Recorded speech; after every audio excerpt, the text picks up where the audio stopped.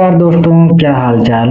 Awadh coaching centre में आपका स्वागत है। आज मैं फिर एक नया वीडियो लेकर आया हूं जिसमें मैं बताने वाला हूं ओम का नियम। तो ओम का नियम जो है ये वैज्ञानिक के नाम पर ही रखा गया है। जर्मन वैज्ञानिक डॉक्टर जॉर्ज साइमन ओम, ये जर्मन के वैज्ञानिक थे, डॉक्टर जॉर्ज साइमन ओम। इन्होंने सन 1826 में बहुत सारे चालक के धातुओं के सिरे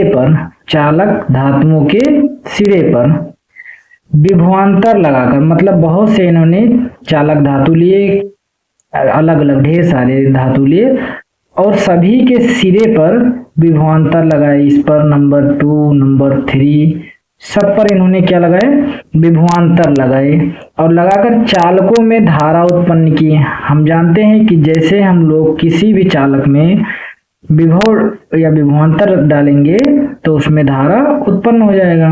तो उन्होंने धारा उत्पन्न किया और परीक्षण के आधार पर इन सभी को देखा, इन सभी का परीक्षण किया। परीक्षण के आधार पर एक नियम दिया जिसे ओम का नियम कहते हैं। आइए हम लोग इसकी परिभाषा देख लेते हैं कि ओम के नियम की परिभाषा क्या है।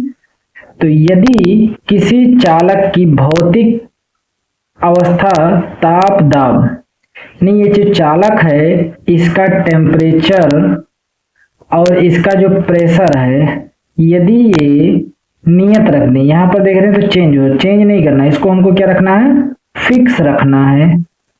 तो नियत रख दें तो चालक में उत्पन्न धारा, तो इस चालक में जो धारा उत्पन्न होगा आई, उसके सिरों के बीच लगाया गया विभवांतर, मतलब जो हम लोगों ने इसके सिरे पर विभव दिया था के अनुक्रमानुपाती होता है, यानी कि V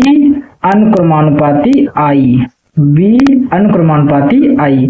मतलब जैसे जैसे हम लोग चालक के सिरे पर विभवांतर का मान बढ़ाते जाएंगे, धारा का मान बढ़ता जाएगा।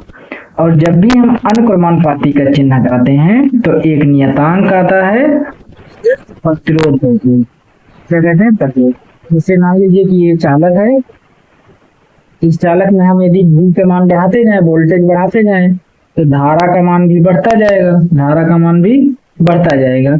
लेकिन इसमें कुछ ना कुछ तो रुकावट होगा ना, तो वही इसमें क्या है, ये नियतांक है रेजिस्टेंस, यानी कि ये हर किसी चालक में फिक्स होता है। मान लीजिए कि AU का चालक है तो उसका अलग R होगा, यानी कि रेजिस्टेंस होगा, प्रतिरोध होगा। AL है तो उसका अलग होगा, मतलब एल्यूमिनियम है तो इसका अलग होता है। ऐसे हर किसी चालक का अलग अलग प्रतिरोध होता है जो कि लगभग फिक्स होता है।